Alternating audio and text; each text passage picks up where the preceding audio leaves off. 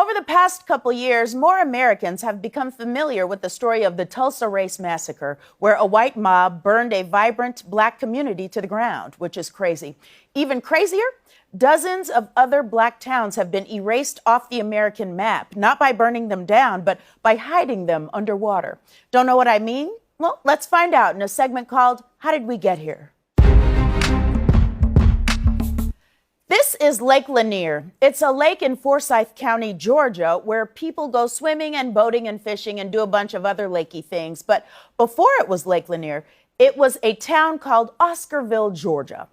Now, Oscarville was a thriving, predominantly black community with a church, a school, and dozens of homes, until the year 1912, when a very bad thing happened. Oh, two very bad things. In 1912, two black teenagers were accused of rape. They were tried, convicted, and sentenced to death in a single day. And after they were executed, a mob of white men terrorized, drove out, or killed all the black people in the surrounding area. And they did that until the entire black community of Oscarville disappeared.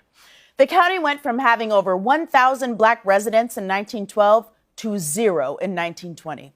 That story is so sad, it makes this story look like a comedy.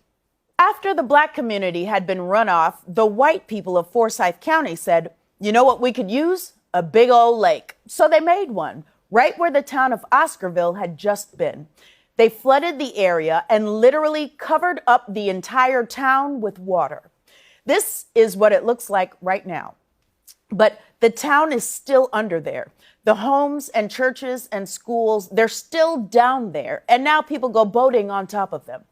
Compared to that, this is truly a rom-com. Now, you might be thinking, what a weird, isolated incident. But just like the rat who ate the pizza in the subway, this story is both crazy and common. Ever heard of Collegia, Alabama? It was once a thriving black community with a black college, the first black railroad, and literally hundreds of family homes. Today, it's Lake Martin. At least they had the decency to name it after a black person. And if you think this kind of thing only happened in the South, let me introduce you to a place called Central Park.